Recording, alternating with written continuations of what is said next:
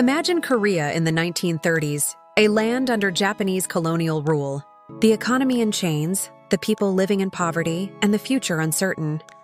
Yet in this bleak landscape, a single spark was lit, one that would grow into a fire bright enough to illuminate the world. That spark came from a young man named Lee Byung-chul. He was not born into power. He had no political ties, no industrial empire behind him.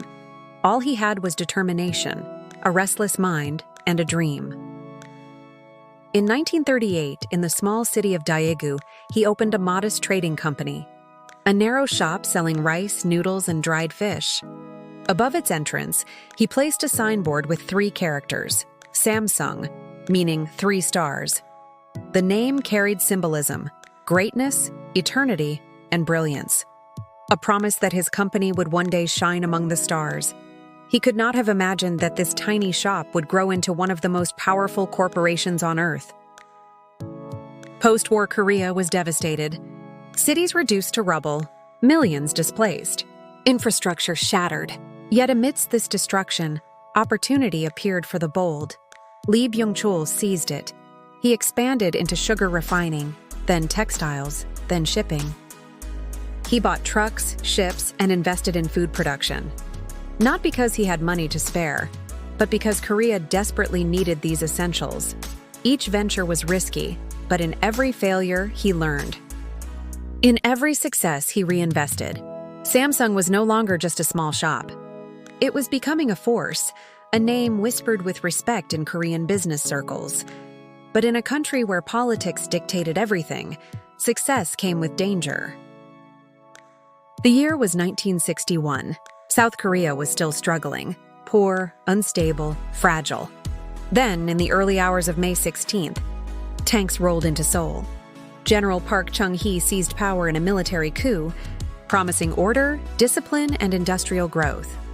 For businessmen like Lee Byung-chul, this was a turning point. At first, it nearly ended in disaster. The new government accused Lee of corruption, seized Samsung's bank, and his reputation nearly collapsed overnight. But Lee was shrewd.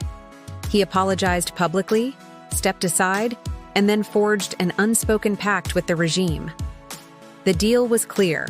Samsung would support the government's economic plans, building factories, exporting goods, following 5-year strategies. In return, Samsung would receive protection, loans, and opportunities no small competitor could match. This was the birth of chaebol culture, family-owned conglomerates that dominated South Korea's economy. Samsung, Hyundai, LG all grew in this era, tied inseparably to the state. In 1969, Samsung Electronics was born. Its first product, a black and white television. A simple device yet symbolic. It was proof that Korea could compete with Japan and America. The age of technology had begun. When Lee Byung-chul passed away in 1987, leadership passed to his son, Lee Kun-hee. He was unlike his father, reserved, quiet, even shy. To many, he seemed unremarkable. But behind this calm exterior burned an obsession: to take Samsung from a national champion to a global superpower. In 1993, at a hotel in Frankfurt, Germany, he gathered his top executives and declared a new era. Change everything, except your wife and children. This was more than a slogan. It was a revolution. Factories were reorganized, thousands of employees retrained.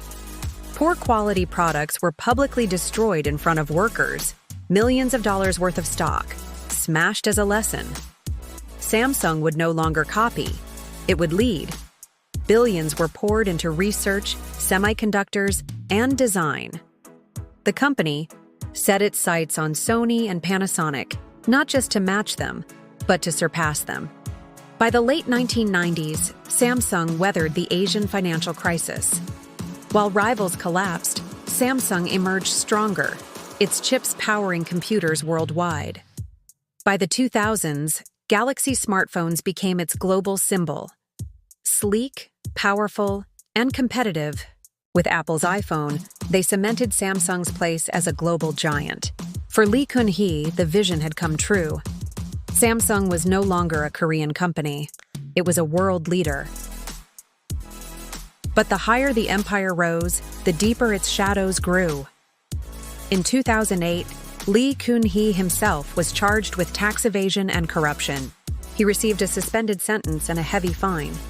But soon after, he was pardoned by the president because Samsung was simply too big to punish. This exposed the dark truth of the chaebol system. Family-owned empires that wielded enormous influence over politics, justice, and society. Behind the scenes, family disputes over inheritance raged. Billions of dollars in assets sparked bitter court battles.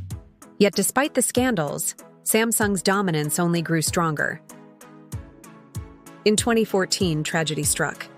Lee Kun-hee suffered a heart attack and slipped into a coma. Real leadership passed to his son, Lee Jae-yong. Educated at Seoul National University, Harvard, and Tokyo, Lee Jae-yong was polished, cosmopolitan, and media-friendly. He was meant to symbolize a new, modern Samsung, but instead, he became the face of scandal. In 2017, Lee Jae-yong was arrested in connection with President Park Geun-hye's corruption scandal. Samsung was accused of paying millions in bribes to secure government support for a merger. The trial shocked South Korea. For the first time, the heir to Samsung stood in court like an ordinary criminal.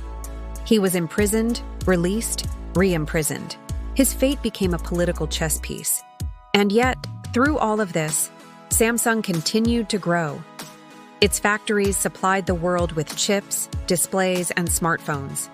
Even while its leader stood trial, Samsung remained indispensable.